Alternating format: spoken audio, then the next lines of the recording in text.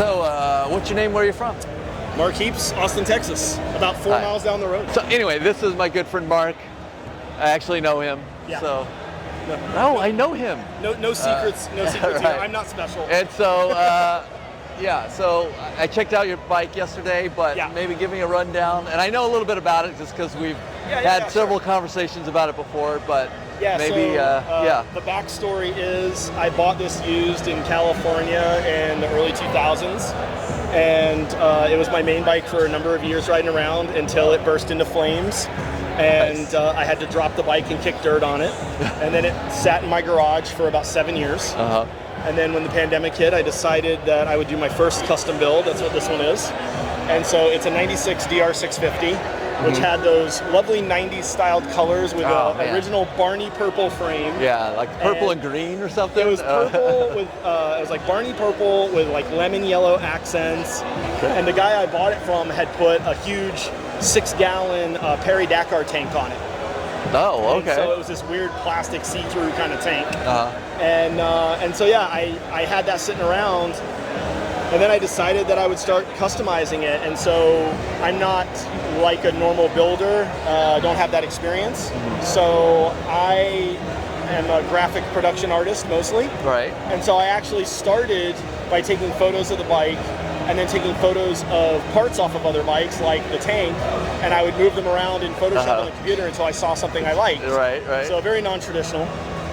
But the tank was what I built everything around. So this is an 82 K1000 BMW tank, completely reshaped and formed because there's no indentations on the tank where the BMW badges once were. Right, that's right, yeah. And so started with the tank. Took a long time to find the tank, actually. Took me almost 6 months to find the tank. And then once we had the tank, we decided what would we start doing with the lines. So we cut about 6 inches off the frame, brought that in and welded it. It's the original DR650 plastic mold for the seat, but then completely reshaped with camel skin leather. And one of my favorite things, which is not a cool piece of, I guess, builder thing, but I love that the mount we did for the seat is actually from a Corvette glove box.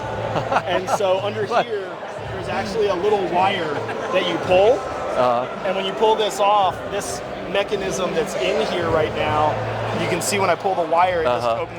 That's actually off of a glove box. That's from the Corvette glove box. That's from the glove box. That's and perfect. then we just took 2 simple pins in here, mounted those to the plastic, little disc grinder on the inside, and then that bites into that when you mount it. Nice. And then inside the bike, we did brackets to lift the tank about 1.5 inches. Okay. And all of the electrical runs through those brackets between the tank and the frame. Okay.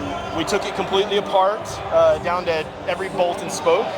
It was all powder coated. Let me mount this back on here.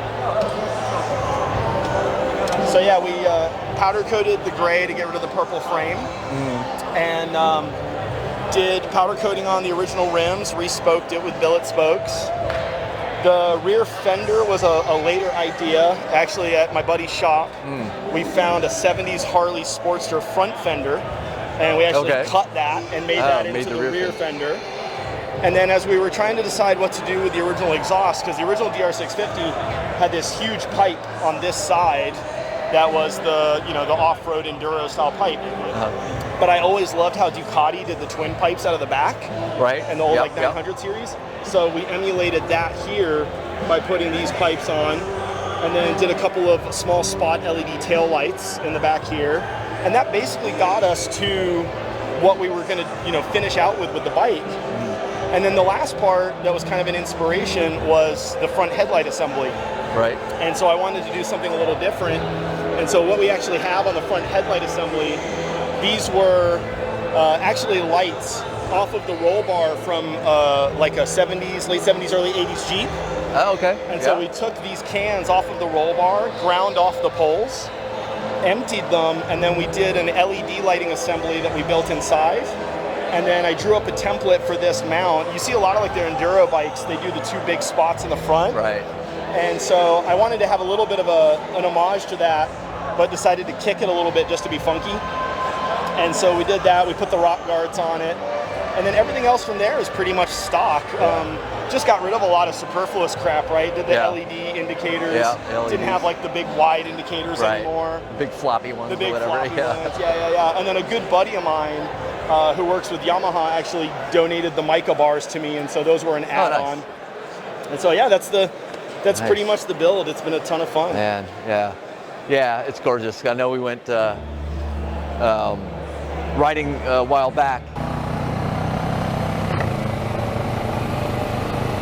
and you know, we got a little bit of drone footage of it. Yeah, that's right. I would still like to do a more complete video on it because I think it's awesome. That'll be fun. I know we found that cool spot. We need to go back there. Yeah. I think you might have crashed the drone. I crashed the drone that day. Yeah. But didn't you have some issues with the tank though, like with the paint? Yeah, so and I'm still kind of having some issues. So when we first got the tank, we did the traditional thing, had it ground down. The inside was pretty rusty. So we went to a shop that actually could reseal and coat the inside of the tank. Oh, okay. And had that done, had a local painter paint it for me. And within, I think about a week after the paint, we're not sure, but we think it was the heat coming off of the engine or maybe just the heat of Texas. But it started getting what I called like zits. And it looked like all these little pimples on the paint throughout the tank on the outside. So we went back to the painter and said, hey man, you know, what's going on? He guaranteed his work. He stripped it completely down, did an acid bath on it, got down to bare metal, reprimed it, did some clay work on it, did some spot welds on it, primed it, painted it again. A month later, pimples and zits coming out again. And they literally look like these little points coming through the paint. It's so weird. It was really weird. So that guy said, hey, I don't think I can fix it. The second time didn't work, and it like pimpled and zitted up on the paint. We found a guy in Dallas. He took it, stripped it back down to bare metal, did, I think he said it was around 80 like spot welds, and did some clay work, and actually that's how we lost the indentations where the BMW badges used to be on the side. Right. He coated it so much, it literally rounded the tank out and filled in all these gaps. I think it's better that way though, because, you know, it's clean. Now it's not an obvious BMW tank, and also it does clean up the line, I think. Yeah, so, it was sort of fun seeing that, you know, but it was totally a symptom of us trying to fix this metal problem. And then primed it, painted it again, and it's held for 11 months. And then actually right before coming to the show, I just spotted 3 new zits on the side. So I think I'm going to be in the market for another tank here pretty soon. But, you know, I'm not a career builder. I ride the bike. I love the bike. And so it's good for now, for sure. Awesome. Well, you have any social media you would like to promote? I mean, if people want to see adventures when I'm riding, they can go to @LifeByPixels. That's pretty much my social media handle on Twitter, Instagram, Facebook, and all the above. So if anybody has questions, they can always hit me up there. And I'll hold you to getting some cool drone footage that we can add to my social channels. Yeah. I would like to kind of do another video. Like, we need to do a legit photo shoot with it. We'll take it to your studio and we'll like break out the smoke machine or something. We got something cool. Epic. Yeah, exactly. Right? Full epic treatment. Epic treatment. Yeah. So no, it's been a blast. I'm already thinking about what I want to do for my next one. I don't think anybody does this because it's not an investment in money. Right. You know, it's an investment in love and make you happy. Exactly. And But yeah, I love this bike. I think it's gorgeous. I want to ride it. So I'll try to. Fun, man. Yeah. For sure. Well, thanks so much. All right. So. Yeah. Here we go. Okay, I need you to look right into the camera and say our tagline: "Do epic shit." Okay, ready? Do epic shit.